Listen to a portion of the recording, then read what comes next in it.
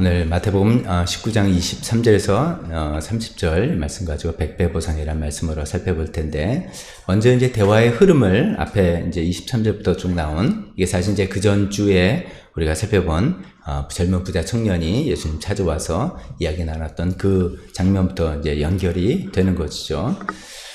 예수님이 이제 부자 청년이 이제 재물을 팔고서는 나를 따르라 했더니 그냥 근심하면서 돌아가는 그 모습을 보시고, 부자는 하늘나라에 참 들어가기 힘들다, 이런 얘기를 하시면서 그 유명한 비유죠.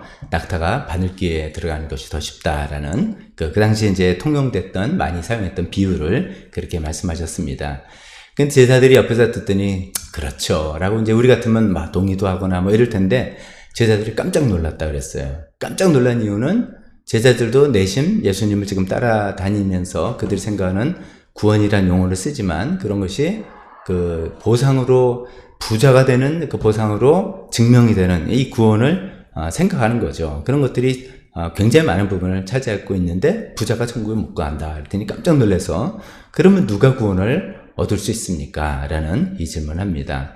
그랬더니 예수님께서 사람으로는 불가능하다, 즉 사람이 갖고 있는 모든 조건으로는 안 되는 것이고, 그러나 하나님은 가능하시다라는 말씀을 하시면서, 이 얘기를 하시니까 베드로가 이제 제자들을 대표로서 이런 질문을 하죠. 우리는 모든 것을 버리고 지금 예수님을 따르고 있는데, 그럼 우리는 무엇을 얻겠습니까? 무슨 보상을 받겠습니까? 라는 질문을 하셨습니다.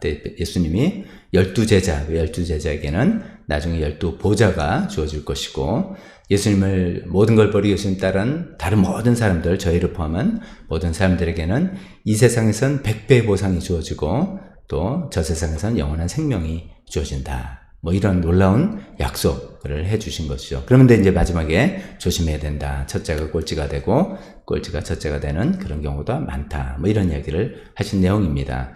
자, 이런 내용을 이렇게 쭉 예수님과 제자들 그리고 베드로의 대화를 이렇게 생각해보면, 이제 살펴보면서 이제 몇 가지 이제 의문점, 우리가 드는 질문들을 우리가 한번 생각해봅니다.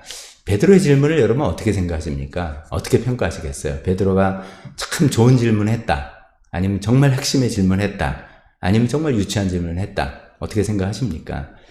좀 베드로의 질문 조금 유치하죠. 유치하는데, 이제 어떻게 보면 이제 그게 제자들이 예수님을 따라다니면서 현재, 그러니까 그 현재 그 정도밖에 안 되는 그런 한계이죠.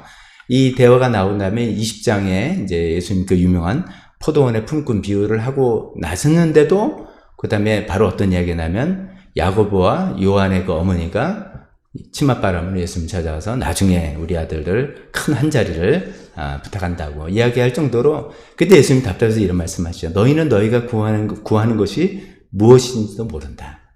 뭘 구하는지, 뭘 바라는지를 모르면서 지금 이야기한다. 베드로에게도 똑같은 심정입니다. 베드로가 우리는 모든 것을 버리고 주님을 따르는데 우리는 그럼 무엇을 얻겠습니까? 할 때, 야, 넌 진짜 무슨 질문을 하는지도 모르는구나, 이런 이제 생각을 하셨을 겁니다. 베드로는 뭐 분명히 어떤 물질적인 보상, 커다란 부자 청년이 갖고 있었던 그 부유함, 뭐 이런 것들, 아니면 높은 자리, 뭐 이런 것들을 생각하고 우리는 어느 정도까지 우리에게 주어집니까? 이런 이야기를 했을 겁니다. 이제 그런 정도의 이제 수준이죠.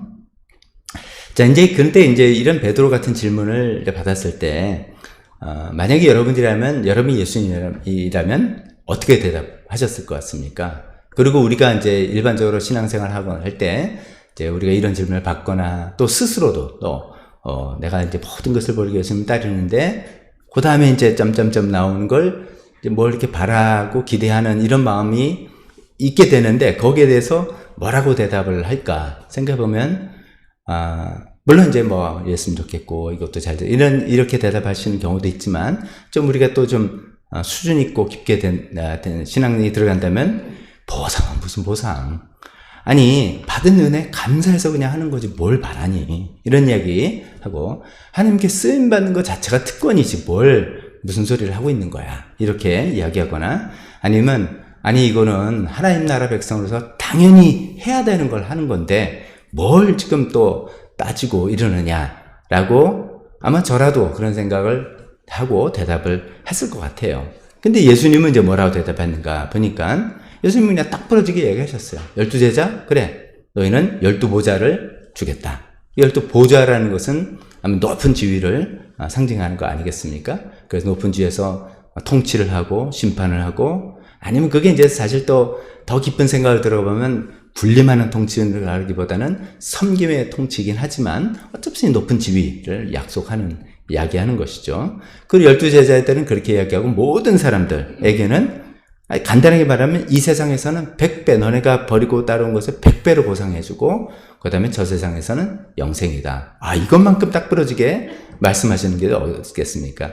오늘 이제 마태복음을 보면은 이게 이 세상에서 100배다라는 것이 딱 부러지게는 설명이 안 돼 있는데, 누가복음, 여기 병행구절이라고 제가 말씀드렸죠. 똑같은 내용을 다른 성경에서 쓴 병행구절에 보면 누가복음 18장 30절에 딱 부러지게 이렇게 했어요. 이 세상에서 여러 갑절을 받을 것이고 또한 오는 세상에서 영원한 생명을 받을 것이다. 그러니까 예수님의 의도가 이제 그거였다는 것을 병행구절을 통해서 우리가 알 수 있습니다. 그러니까 100배 받는 거는 이 세상에서 받는 걸 이야기하는 거예요. 천국에서 받는 이야기가 아니라. 자, 그러니까 이제 이 본문 가지고 우리가 여러 가지를 주제를 가지고 말씀을 나눠볼 수 있는데, 이제 그렇죠. 물론 영생에 관해서 또 영원한 보좌, 12집 제자가 받을 보좌 등등 이제 영원한 저 세상에서 받을 거에 대한 그런 것들을 우리가 포커스 맞춰서 생각해 볼 수 있는데, 오늘 저는 이제 이 세상에서 준다는 이 100배 보상에 대해서 좀 생각을 해보고 싶은 겁니다. 그럼 예수님 분명히 이 세상에서 누가복음 맞춰봐도 이 100배 보상은 이 세상에서 주시는 거라고 지금 말씀하시는 건데, 그럼 이 세상에서의 100배 보상을 어떻게 이해해야 되겠는가라는 그런 숙제가 우리에게 남아있죠. 이것을 이해하는 이제 한 가지 방식이, 그것이 이제 기복신앙 혹은 번영신학 이렇게 표현합니다. 번영은 이제 번영된다, 잘 된다는 것이죠. 그러니까 하나님 말씀대로 하면 모두게 번영이 되고, 그래서 우리가 부유하게 된다라는 이런 뜻입니다. 이걸 이제 이 예수님이 100배 보상이라는 것은 문자대로 해석을 한 것이죠. 그래서 문자대로 해서 거기 집, 땅, 사람들 이렇게 있으니까 그 문자 그대로 곡에 대한 물질적인 보상, 인적인 보상 이런 것으로 이제 문자적으로 해석을 한 것이죠. 그래서 이제 이렇게들 이야기하죠. 우리가 하나님 위해서 하나를 드리면 하나님께서는 우리에게 100으로 갚아주신다. 그래서 당신은 부유하게 된다. 예수님 분명히 여기서 약속하셨다. 이렇게 말씀하십니다. 우리가 하나님 위해서 무엇을 드릴 때 하나님께서 우리에게 갚아주신다. 이게 틀린 말은 아니에요.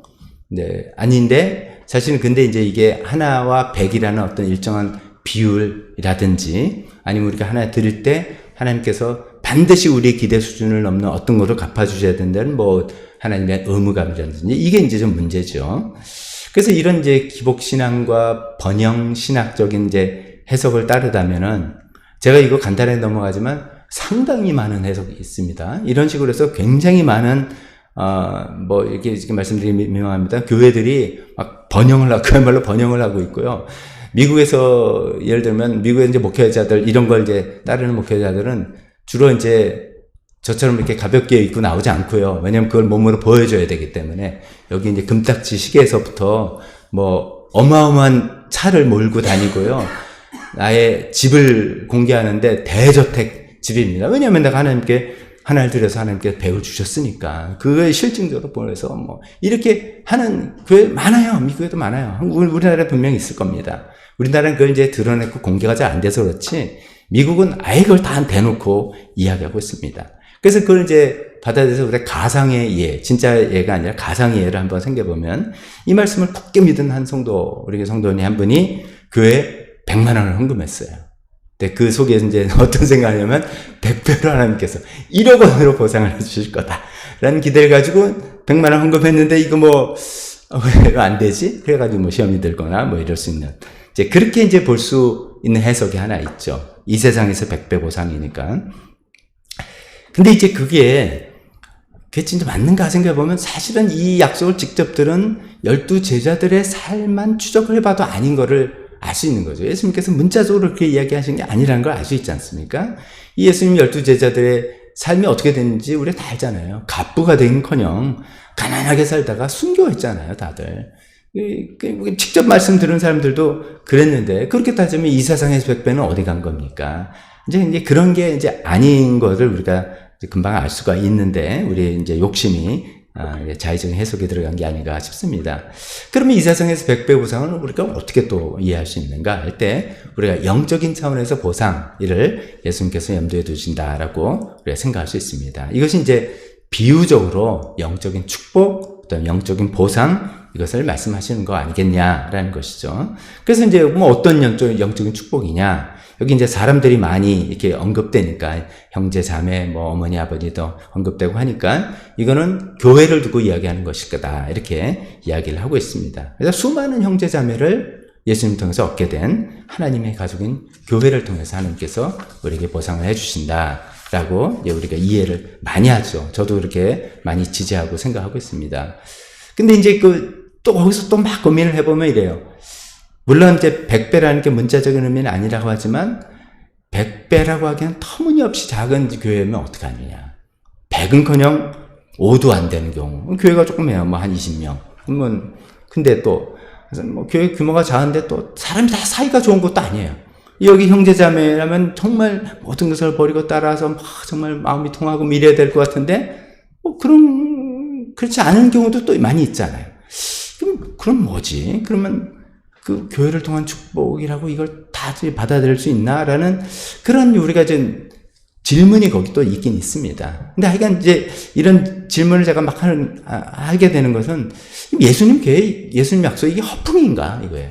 포인트는 이거예요. 예수님께서 이 세상에서 100배나 받을 거다. 100배나 보상을 내가 해주겠다라고 하셨는데 이 약속이 허풍이냐?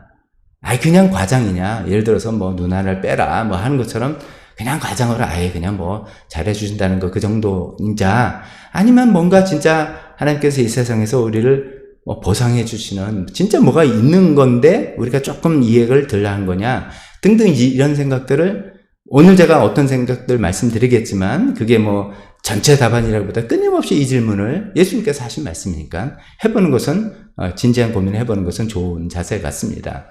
근데 이제 물론 이제 교회를 통한 영적인 축복, 영적인 하나님의 가족인 교회를 축복 분명히 있다고 저는 믿고 그것이 가장 가시적인 현실적인 거라고 생각하는데요. 근데 이제 가만히 예수님 말씀을 보니까 이 약속에는 전제가 있다는 것을 우리가 놓치기 쉽습니다. 전제 뭐냐? 모든 것을 다 버리고 모든 것을 버리고 예수님을 따라온 사람 모든 것을 버리고 예수님을 따라온 사람들에게 주어진 약속이라는 거죠. 여기 이 모든 것이라는 것은 여기서 지금 베드로는 일단 어떤 차원에서 접근했냐면 물질적인 것, 그 다음 인적인 것 이야기했어요. 베드로는 예수님께서 나를 따라오라 할 때 배와 그물과 아비의 집을 버리고 따라간 사람입니다. 그러니까 자기 이제 차원에서 이제 그렇게 생각을 한 것이죠. 근데 베드로가 이때까지만 해도 미처 생각하지 못한 것은 높은 자리에 대한 욕심. 이거 생각 못한 거예요. 그 모든 것 안에 들어가는 게, 그 다음에 성공에 대한 야망. 이런 거 생각 못한 거예요. 자기 자존심. 이런 거 생각 못한 거예요. 이런 것까지 다 포함한 모든 것을 다 내려놓고 자기 부인하고, 그 다음에 예수님을 따라가는 사람들에게 주어진 약속이라고 하는 건데, 이제 아직은 이제 그런 건 못한 거죠. 그래서 아까 말씀드린 것처럼 그 다음 장에 보면 벌써 제자들의 그 핵심 멤버, 변화산에 같이 올라갔던 핵심 멤버 중에 하나는 야고보, 요한 어머니가 우리 아들 높은 자리 해달라고 할 정도로 아직은 예수님에 대한 인식이나 그런 것이 수준이 낮은 단계에 있는 것이죠. 그런 예수님 말씀을 통해서 우리는 조금 더 예수님 믿고 이렇게 하는데 뭐 100배 보상은커녕 뭐 5배도 보상도 없고 뭐 기도응답도 없고 뭐 뭔가라고 하시는 분이 막 그래서 시험 믿으려고 한다면 먼저 그 전에 전제를 확인해보자 하는 거죠. 내가 정말 예수님에서 모든 것을 버리고 따라가는 사람인가? 라는 것이죠. 물론 이제 우리 시대는 예수님, 그 12제자 같은 시대처럼 예수님을 따라가려면 그 당시에 그분들은 우리 문화권, 이제 동양 문화권으로 가면은 출가한 거죠, 출가. 진짜 문자대로 다 버리고 예수님을 졸졸 따라다니는 거고. 근데 우리는 그런 건 아니니까. 우리는 마음으로 계속해서 나의 것을 내려놓고 주님, 이거 확인해 나가고 또 확인해 나가고 이런 과정이잖아요. 그러니까 우리는 이제 모양이 다르긴 하지만 내가 정말 예수님을 위해서 모든 것을 저버리고 우선순위에서 예수님 가장 높은 우선순위고 하는 그런 사람인가? 이를 생각해 보는 것이죠. 근데 만약에 이제 그렇게 내가 됐다면, 제가 예를 들어서 어떤 사람이 이제 그런 사람이에요. 근데 여기 또 그런 사람이 하나 있어요. 알아보는 거죠. 서로 통하는 거죠. 그런 축복과 기쁨을 우리가 생각해 볼 수가 있습니다. 그래서 교회 안에서 모든 사람과 아니라 할지라도, 그게 이제 뭐 사실 10,000명 교회라 해도 외로울 수 있는 거예요. 안 통하는 사람이 없을 수도 있는 거예요. 5명 교회라도 4명과 통할 수도 있는 그런 것이죠. 그러나 교회 안에서 그런 마음으로, 동일한 마음으로 서로 통하는 사람. 또 한 개교회를 넘어서 우리가 이제 어떻게 하다 여러 가지를 들으면 다른 교회를 다니고 다른 나라 그리스도인이라 할지라도 우리가 이제 그런 경험들이 우리는 좀 별로 많지는 않지만은요. 근데 어떤 경험을 보면 정말 헌신된 그리스도인을 만날 때가 있어요. 이야기를 하다 보면 막 통할 때가 있어요. 그때 그 기쁨, 그런 것들 우리가 생각해 볼 수 있습니다. 뿐만 아니라 우리가 이제 신앙서적이나 인물전이나 이런 걸 통해서 보면 정말 우리는 비교도 안 될 정도로 훌륭하신 수많은 크리스천들이 있습니다. 제가 지금 얼마 전에 그 목회자 칼럼 썼던 최근에 돌아가신 팀 켈러 목사님 같은 그런 분들이라든지, 아니 뭐 옛날부터 종교교육자부터 뭐 수많은, 우리는 발꿈치도 따라가지 못하는 그런 훌륭한 그런 신앙의 인물들을 우리가 전기를 통해서 읽거나 그분에 관한 이야기들, 에피소드를 듣거나 할 때 확 마음이 통하고 울리는 이런 것들까지 다 포함해서 생각해 볼 수 있지 않겠느냐. 그럼 이거는 100배가 아니라 1000배, 10,000배 보상이라고 우리가 생각할 수 있지 않겠는가. 그렇게 생각을 해보게 됩니다. 자, 그런데 오늘은 제가 이제 그런 말씀과 함께 조금 더 다른 각도에서 네 번째 포인트로 이야기해 보겠습니다. 네 번째는 인간은 보상 없이는 행동하지 않는다 라는 이야기를 이야기하면서 말씀드려 보겠습니다. 이건 우리가 다 알죠. 사람은 어떤 보상, rewards, 이거 보상 없이는 절대로 행동하지 않는다라는 어떤 이게 심리학적인 이야기입니까? 하여간 교육학적인으로도 그렇고, 다 이거는 경영적으로도 다 이 원리에 의해서 모든 계획을 세우고 플랜을 짜지 않습니까? 근데 이제 보상은, 우리가 여기서 잊지 말아야 될 건, 보상은 다양한 형태로 나타날 수 있는 거예요. 다양한 형태의 보상인데, 어떤 형태든 간에 그 다양한 형태의 보상 중에서 나는 그 보상을 바라고 행동을 하게 돼 있는 게 인간이다. 이런 말씀이죠. 근데 이제 보상의 그 다양한 형태를 제가 이제 몇 가지 말씀드려보면, 첫 번째 이런 거죠. 아주 기본적인 거. 생리적인 보상, 생리적인 보상. 이건 우리 생존과 직결되는 거죠. 이제 많은 분들, 힘들어 죽겠는데 왜 또 직장에 나가냐? 먹고 살라고. 먹고 살려는 그런, 내가 힘들고 해서 일해야지만 돈이 벌어서 우리 집안이 먹고 살고 생명을 유지하고 가정이 유지한다는 어떤, 이거는 생리적인 보상, 생존적인 보상이죠. 그렇게 하는 거죠. 두 번째는 사회적 보상이 있습니다. 쉽게는 칭찬받고 인정받는 거, 사회적인 보상이죠. 그런 것 때문에 우리가 어떤 너 왜 이렇게 열심히 하니? 그러면 내심에는 인정받고 싶은 마음. 근데 이게 너무 지나치면 인정 욕구에 흔들리는, 그게 이제 우상이 되는 거지만은, 우리가 건전한, 건강한 마음으로 그거 없이 하는 사람은 거의 없어요. 다 칭찬받고 인정받는 맛에 하는 게 있는 것이죠. 그럼 건강한 겁니다. 그 다음에 또 사회적인 지위가 올라가고, 그 다음에 굉장히 우리에게 중요한 거, 사랑과 소속감이 생기는 거. 우리가 열심히 어떤 일을 하고 헌신하고 희생하고 남들 도와주고 해서 내가 속한 단체에 소속감이 더욱더 깊어지고 확실해지는, 나는 그런 보상을 바라면서 한다는 것을 우리가 그게 나쁘다고 말할 수 없는 거지 않습니까? 그런 사회적인 보상이 분명히 있다는 거예요. 칭찬, 인정, 사회적인 지위, 사랑과 소속감, 이런 것들이죠. 그 다음에 우리가 쉽게 이제 이해하는 금전적인 보상, 물질적인 보상이 있는 거죠. 월급이 올라가고 보너스를 받고 아니면 선물을 받거나 상품을 받거나 하는 뭔가 금전적이고 물질적인 보상을 바라고 일하는 거죠. 그것도 나쁜 거 아니지 않습니까? 그런 거 생각하지 않으면서 경제활동하는 사람이 어떻겠습니까? 근데 그 다음에 또 이제 몇 가지 더 많은 이런 것도 있어요. 자아실현 보상. 나는 돈 같은 거 바라는 거 아니고, 난 사람의 칭찬과 인정 그런 거 필요 없어. 근데 개인적인 어떤 성취에 대한 만족감, 이거 있어요. 난 내가 뭘 하겠다고 생각하고 그것을 이루어냈을 때 남들이 알아주든 알아주지 않든 하나님만 아시면 돼. 우리 신앙인데 하나님만 아시면 돼. 그건 남들 몰라도 돼. 인정, 칭찬, 나 그거 바라는 거 아니야. 그거 했다고 뭐 돈을 줘. 그거 필요 없어. 자아실현이라는 보상을 바라고 하는 것이죠. 그것도 있단 말이죠. 그 비슷하게는 자부심과 명예라는 보상, 이런 거예요. 자기 업적과 성공에 대한 자부심, 좀 비슷하죠. 이거는 남들이 알아주건 말든 상관없는 겁니다. 물질적인 도움이, 물질적인 거 상관없는 겁니다. 자기 자신의 직업, 업적과 성공에 대한 자부심, 명예, 명성, 이런 걸 바라고 어떤 행동을 하는, 그때는 그분은 자부심과 명예라는 보상을 바라보고 한다. 이렇게 이야기하는 거죠. 또 한 가지는 뭐하면 지식적인 보상도 있는 거죠. 열심히 공부할 때 공부해서 이걸 공부한 걸 통해서 먹고 살라고 하는 사람도 있지만 순수하게 우리가 지적인 추구, 새로운 걸 알아나간 기쁨, 즐거움, 내가 이것도 할 수 있고 이것도 할 수 있네 하는 순수한 취미 활동, 이런 레벨에서 하는, 왜 그렇게 시간 들이고 돈 들이고 합니까? 그 지식적인 보상을 바라고 하는 것이죠. 등등 이런 것처럼 생리적인, 사회적인에서 또 여러 가지 보상이 우리로 하여금 행동을 하게 하는, 행동을 촉발하게 하는 중요한 동기, 요인이라는 것이죠.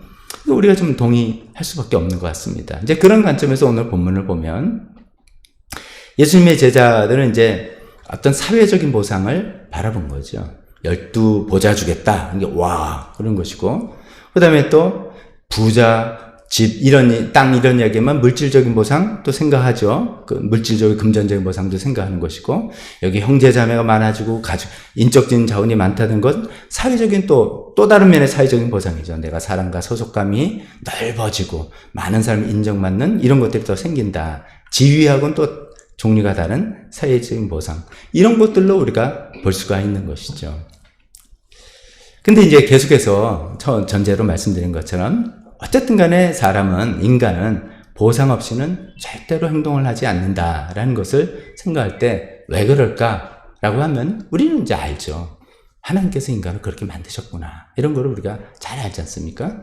그래서 이제 그런 거를 과학이 발전하면서 이제 여러 가지로 설명을 하죠. 보상 회로가 어떻고, 보상 체계가 어떻고, 도파민이라는 신경 물질이 나와서 우리를 그런 거 보상 시스템에도 관여하게 되고, 감정을 조절하고, 사실 과학적으로는 그러죠. 도파민이라고 하잖아요. 기분을 좋게 하고, 불쾌 중에서 기분 좋게 하는 감정이 있는 것이죠. 그러니까 생각해보니까 그래요. 물질적인 보상을 내가 바라본다라고 하는데, 일반적인은 아닐 수 있습니다만, 어떤 경우에는 돈이 독이다. 이런 경우 있잖아요. 우리 집안은 돈이 많은 게 문제야. 돈 때문에 맨날 싸우고, 그러면 돈 좀 없었으면 우리는 행복할 것 같아. 이런 경우 있어요. 그러니까 단순한 물질이 보상이 되는 게 아니라, 물질을 통해서 내가 기쁘게 느끼는 게 보상이다 하는 것이죠. 형제 많아서 좋겠어요. 누군 그렇게 하는데, 누군 말도 마세요. 우리 집안은 형제가 참이 많아서 맨날 지긋지긋 싸워. 그러니까 사람이 인적 자원이 많은 게 자체가 보상이 아니라, 그런 것을 통해서 내가 기쁘고 즐겁게 느껴지는 그게 보상이라는 거죠. 이제 신경과학 용어로 하면 도파민이 확 나오게 되는 그 상황이 보상이라고 우리가 볼 수가 있겠습니다. 그런 관점으로 이제 우리가 신앙생활에 여러 가지를 생각해 봅니다. 도대체 당신은 왜 모든 것을 버리고 예수님을 따릅니까? 베드로에게 만약에 물어봤다면, 우리가 옆에서, 그 예수님 명령이니까 따르는 거지. 이렇게 한다면, 그러면 예수님께서 나를 따라오너라 라는 명령하셨으니까 내가 그 명령에 대한 억압과 강요를 당해서 그냥 억지로 좀 따라가는 거냐? 만약에 베드로가 지금 그런 마음으로 따랐다면 베드로는 보상커녕 지금 불행한 인생을 살아가는 거죠. 근데 아닐 거 아닙니까? 우리가 이제 여러 가지 예수님 말씀과 제자들의 상황을 생각해 볼 때 기쁜 마음으로 따라가는 거겠죠. 예수님을 딱 만나고 보니까 우리가 기대하던 메시아다. 저분이 오심을 통해서 하나님 나라가 여기 왔다. 그래서 내가 저분을 따라가면 이 하나님 나라를 같이 건설해 나가는데 내가 같이 한다는 이 기쁨과 보람. 그러면 우리가 이제 아까 말씀드린 과학적인 용어는 이미 뇌 안에서 도파민이 팡팡팡팡 쏟아내는 거죠. 그분을 따라가서 물질을 얻고 나중에, 나중에 그 생각도 했겠지만 이미 그 자체에서, 그 과정에서 보상을 받은 게 아니냐 이거죠.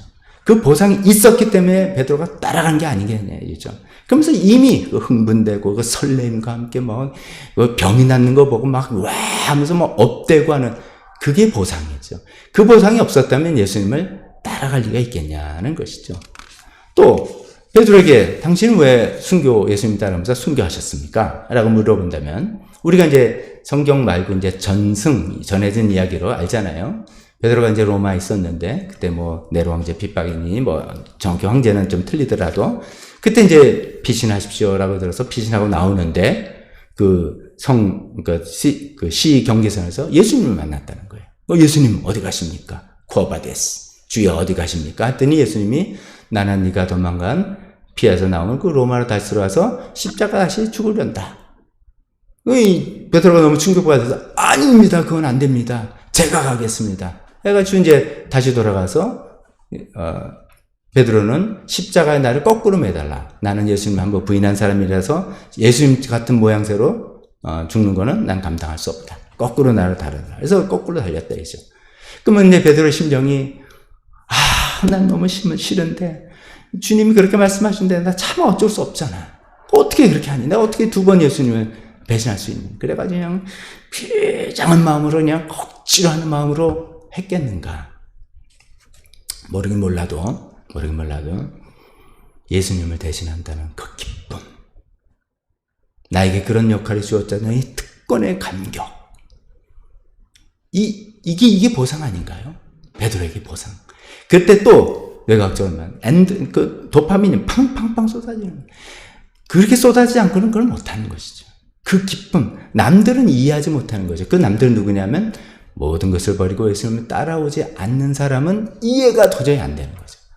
도저히 이해가 안 되는데 모든 것을 버리고 베드로처럼 문자 그대로 버리고 또 저와 여러분처럼 심정적으로 신앙적으로 예수님 모든 걸 버리고 예수님을 따라간다는 사람에게는 너무나도 이해가 되고 너무나도 공감이 되고 너무나도 나도 그런 일이 있으면 똑같이 느껴질 것 같은, 그 신앙의 경제가 이렇게 돼야지 되겠지만요. 그게 그 자체가 보상이다 이거죠. 그 자체가 기쁨이고 즐거움이고 감격이고 그 자체가 100배 보상 아니겠냐는 거죠.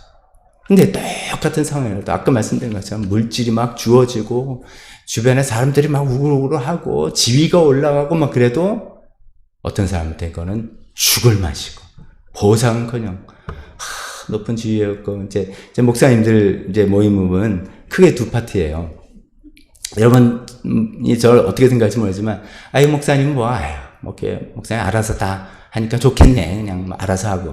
근데 사실 뭐를 결정하고 한다는 게 얼마나 이게 스트레스가 받는 상황입니까? 이제 그런 것들이 늘 있는 자리잖아요.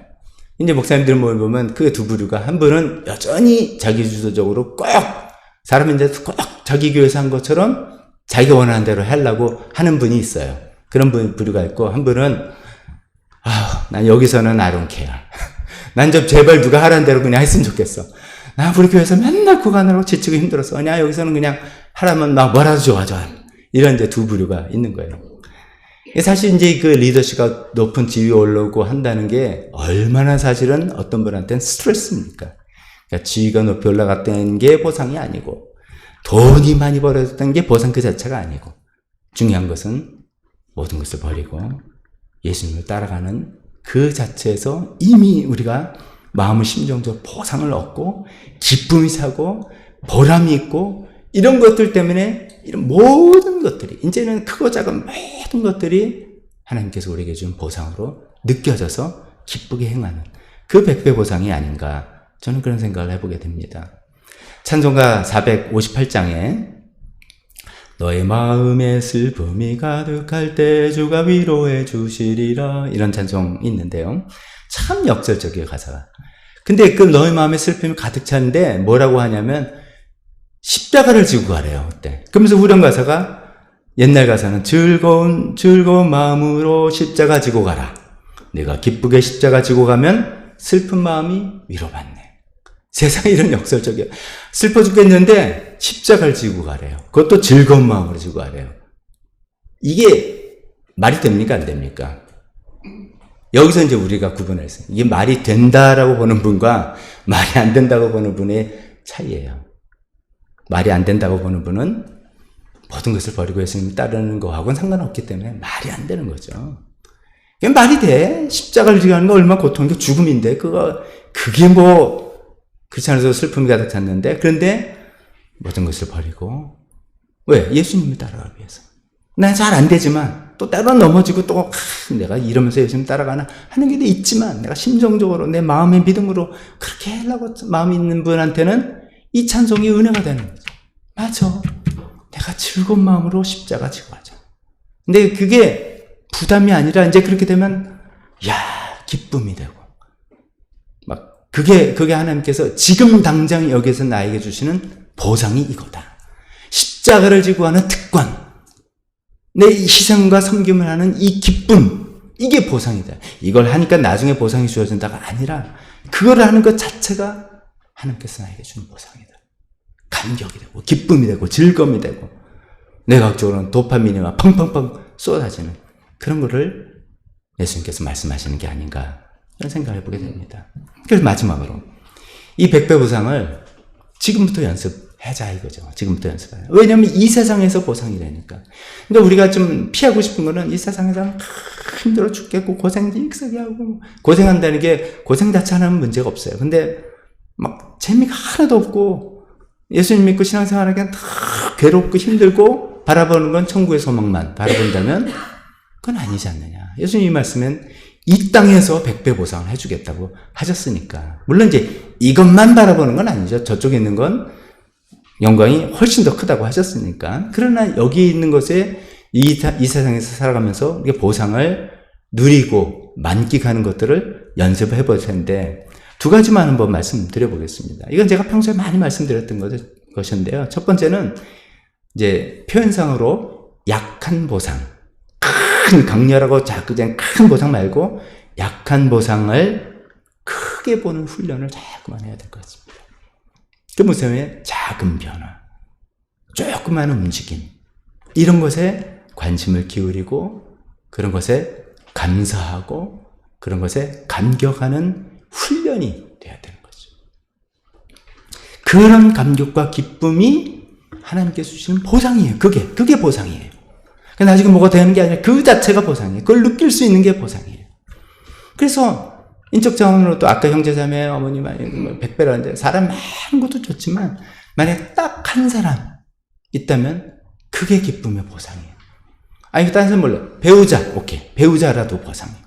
교회 내에서 정말 마음을 나눌 수 있는 한 사람 있다면 그게 보상. 하나님께서 주신 귀중한 보상이구나. 그 한 사람은 귀하게 여기고 그 안에 그 관계에서 많은 것들을 누려낼 수 있는 그런 연습, 훈련 우리에게 필요하죠. 그렇게 살다 보면 100배 보상 아니라 1000배, 10,000배 보상을 우리가 이 땅에서 누리며 살아갈 수 있겠다는 것이죠. 반면에 이제 그런 것이 작고 소위 약한 보상 이런 데 관심이 없고 물질해도 뭐 한 100억 뭐 이런 것도 아니고 뭐 이렇게 크고 막 엄청난 거 이런 거 따지고 그런 거면 관심을 기운다면 우리가 이제 일종의 말은 중독이 되는 거잖아요. 중독이라는 항상 자극적인 것들, 자극적인 거 원할 때 더 자극적인 거 원하니까 이런 건 시시하고 뭐 나한테 아무 뭐 도움이 안 되는 거잖아요. 근데 더 자극적인 걸 원하는데 그런 것은 결국 나를 망가뜨리는 그런 거지 않습니까? 약한 보상, 작은 것에 관심을 기울이고 그것을 크게 느끼는 그것을 보상이라고 그 기쁨과 감격을 보상으로 느끼는 그런 훈련과 연습을 해봤으면 좋겠다. 또 한 가지 또 말씀드리고 싶은 거는 늦게 오는 보상에 관심을 기울이는 훈련. 당장 지금 주어지는 게 아니라 늦게 주어지는 보상에 관심을 기울이는 훈련. 그 유명한 그 마시멜로 실험이라는 거 여러분들 많이 들어보셨을 거예요. 이제 심리학자가 이제 5살짜리 아들, 그러니까 마시멜로가 그 하얀 거 그 말랑말랑한 맛있는 과자 그거잖아요. 애들이 이제 좋아하는, 미국 애들 좋아하는 거. 5살짜리 애들에게 한 그룹에게는 요걸 지금 주면서 너네가 지금 먹어도 되고 아니면 아저씨가 한 10분 있다 나중에 올 텐데 그때까지 기다려도 되는데 나중에 기다렸다가 그때 먹으면 내가 2배로 줄게. 이런 선택권을 준 거예요. 그래서 5살짜리 아주 어린 애들한테 마시멜로 제일 좋아하는 걸 줬더니 당장 먹고 싶잖아요, 이거를. 당장 먹고 싶어서 어떤 애는 날름 먹고 있고, 어떤 애들은 이제 막 생각을 해보는 거예요. 내가 10분을 기다리면은 이게 2배가 생긴다는 거를 생각을 하고 기억해서 그걸 꼭 참는 거죠. 그래서 진짜 10분에 더블로 받게 되는 것이죠. 그걸 이제 심리학적으로 만족 지연, 내 만족을 딜레이 시킬 수 있는 능력, 이런 거잖아요. 이것을 우리가 또 훈련해 보는 건데, 이거는 우리가 훈련이 아니라 삶에서 다 있는 겁니다. 학교 다니면서 공부하는 게 사실 그거죠. 지금 공부해서 뭐 하나 하지만 중고, 대학교 다니면서 그것도 취업을 해서 먹고 살아가는 커리어가 생기는 거잖아요. 운동 당장에서 금방 효과 보는 사람 한 사람도 없잖아요. 꾸준히 뭘 할 때 실력이 늘고 체력이 늘고 해서 그 보상은 나중에 온다는 것이죠. 이런 것을 삶에서 우리가 많이 느끼는 것들을 우리 신앙생활의 관점에서도 정말 적용해서 지금 당장 효과가 없더라도, 그래서 뭐 지난주에 우리가 영적 뿌리가 깊어지는 것도 꾸준하게 지속적으로 그냥 찬양하고 기도하고 뭐 한다고 뭐가 되나? 하루 이틀 사이는 안 되죠. 한 달, 2달 사이는 안 되죠. 한 3개월 정도, 6개월, 1년 꾸준히 할 때. 왜냐면 뒤에 지연된 상태에서 오는 거니까. 그것을 지금 당장 나의 보상이 없더라도 그것을 생각하면서 나중에 이 보상이 올 거다라는 걸 우리가 믿고 꾸준히 훈련해 보는 것. 거기에 연장선이 천국의 상급을 바라보는 마음이죠. 지금은 없지만 천국의 하나님께서 천국에서 우리에게 상급을 주시겠다는 것을 바라볼 수 있는 능력이 이런 훈련을 통해서 생기는 게 아니겠습니까? 그 밖에 이제 여러 가지, 이거는 저희 제안이니까 꼭 이래야 된다라기보다도 여러분 나름대로 여러 가지 훈련 방식이 있겠지만, 하여간 제가 오늘 드리고 싶은 말씀의 포인트는 이렇게 생각해보면 예수님 말씀이 그냥 과장과 허풍은 아니다. 정말 예수님 말씀대로 우리가 살 때 우리는 이 땅에서 100배, 1000배, 10,000배 보상을 이미 누리고도 있고, 그런 것을 누리면서 매일매일 살아갈 수 있는 사람들이다 라는 것을 생각을, 여러 가지 보상의 종류들 생각하면, 그래서 내가 예수님께 딱 내 마음이 들여진다면 나머지 우리 삶에 있는 사실 크고 작은 모든 것들이 보상으로 느껴지면서 기쁨으로 느껴지고 감사로 느껴지지 않겠는가. 그런 기쁜 즐거운 마음으로 십자가 지며 살아갈 수 있는 우리 모두가 되었으면 좋겠습니다.